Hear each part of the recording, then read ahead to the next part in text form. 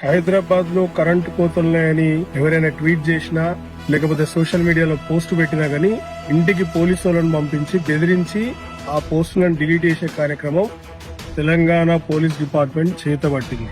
వీళ్లకు సిగ్గు, శరము, లజ్జ, ఇజ్జతి, మానం ఏమన్నా ఉంటే గనక వీళ్ళు తినేది అన్నము అయితే గిట ఈ పద్ధతి మానుకోవాలి. గతంలో 10 ఏళ్లలో చూసినాం అసలు కరెంటు కోతలే లేకుండే. ఉన్న కరెంటు కోతలకు కూడా ఎవరైనా కంప్లైంట్ చేస్తే కేటీఆర్ గారు స్వయంగా రెస్పాండ్ అయ్యి స్థానికంగా ఉన్నటువంటి ఎలక్ట్రిసిటీ అఫీషియల్స్ ని వెళ్లి ఆ సమస్యకు పరిష్కారం చూపమని చెప్పి వారు రిప్లై ఇచ్చేవారు. ఇప్పుడున్న వ్యవస్థలో, ఇప్పుడున్న ప్రభుత్వంలో ఏ ఒక్క మంత్రికి గాని, ఏ ఒక్క ఎమ్మెల్యేకి గాని, స్వయాన సన్నాసి ముఖ్యమంత్రికి గాని ఎటువంటి బాధ్యతలు ఎరగవు. ఏం తెలియదు వాళ్ళకి. అసలు అడ్మినిస్ట్రేషన్ గాలికి వదిలేసిండు.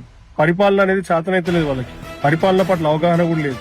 ఈ సన్నాసి బృందం కేసులు పెట్టుట్ల నంబర్ 1. ఇది కేసుల ప్రభుత్వం. నా మీదనే స్వయంగా 3 కేసులు పెట్టింది. ఇప్పటికి ఏం లేదు, కేవలం అడిగినందుకే.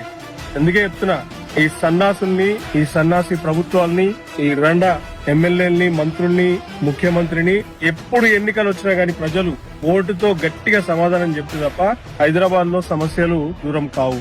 ఈ సన్నాసులకి కరెంటు సరిగ్గా ఇవ్వడం చేత కాదు గాని దేడి దిమాగాళ్ళు మూసీ నదిని ప్రక్షాళన చేస్తారంట. మూసీ నది ప్రక్షాళన అంటే ఆషమాషి వ్యవహారం వర నాకు అర్థం కాదు. సరే చేసిండ్రే అనుకుందాము, చేద్దాము అని అనుకున్నారే అనుకుందాము. 70,000 కోట్లు ఎందుకు రా దానికి?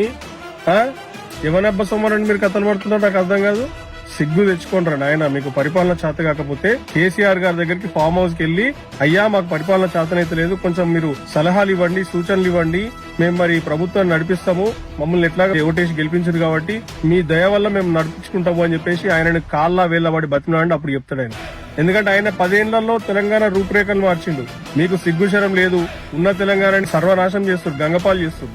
ఇప్పటికైనా బుద్ధి తెచ్చుకొని పరిపాలన మీద దృష్టి పెట్టు. గుంపు మేస్త్రి సన్నాసి.